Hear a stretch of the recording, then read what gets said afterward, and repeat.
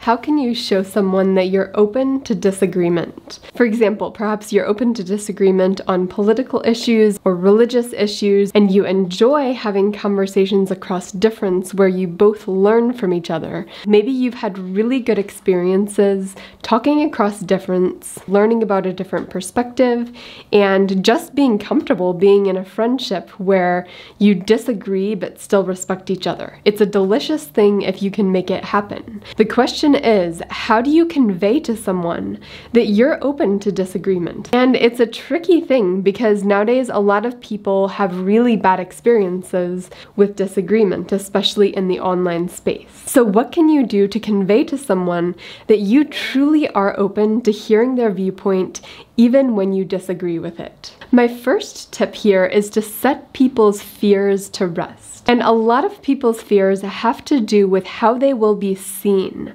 if they have a different opinion than you. So some people will say, see people as they want to be seen.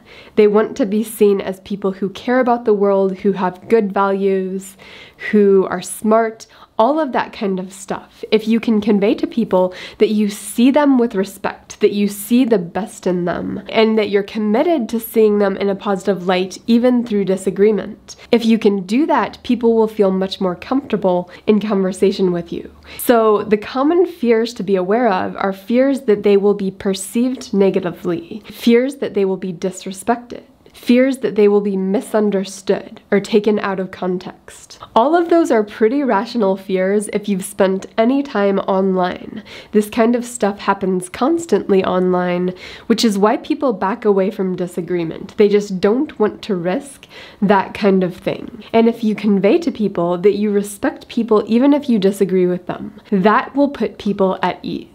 The second tip here is to just express your value for constructive disagreement. Talk about the times when you've learned from someone who had a different viewpoint. Talk about the value you have for the depth of conversation when you talk to people who think differently than you. And expressing the value you have for disagreement should always come from an authentic place. So developing in yourself a taste for those conversations where you disagree but still respect each other, and practicing those as often as possible and reflecting on them and seeking them out. If you truly appreciate that kind of conversation, then that's going to come across when you talk about the conversations you've had. People will pick up on that and they'll see that not only are you open to disagreement, but that you relish the kind of relationships you develop through that disagreement. The third thing you can do to show people that you're open to disagreement is to feel out where they are around disagreement and being okay with it if they're not ready for that. Not forcing them down into a conversation that they don't want to have. The fourth tip here is to practice good listening skills. And this is sort of a baseline for me on this channel, that if you demonstrate good listening skills, that shows that you want to have a two-way conversation where it's not just you expressing your opinion, but where it's both people entering into the conversation authentically. And good listening skills demonstrates that you really do want to hear their perspective,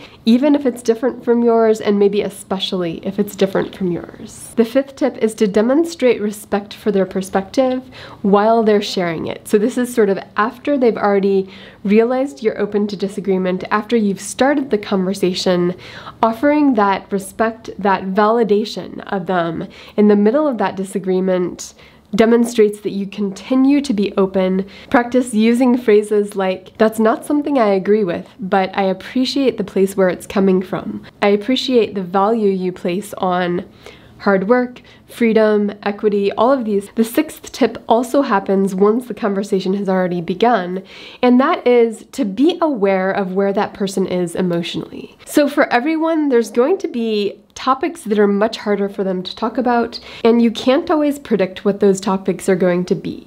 So as you're talking, watching for their reaction, watching for their needs in a conversation, and including their comfort in how you're handling the conversation. And then the last tip is to start with smaller disagreements before moving on to sort of hot button disagreements. So perhaps rather than starting off early in a relationship talking about the big national issues, talk about local issues that neither of you have as much attachment to. or policies within your school that people may have less of an emotional reaction to. So if you can create a positive experience around the small disagreements, it's easier to sort of move that style of conversation to bigger topics where the disagreements perhaps go deeper. So that's just a few tips for demonstrating to people that you are open to disagreement.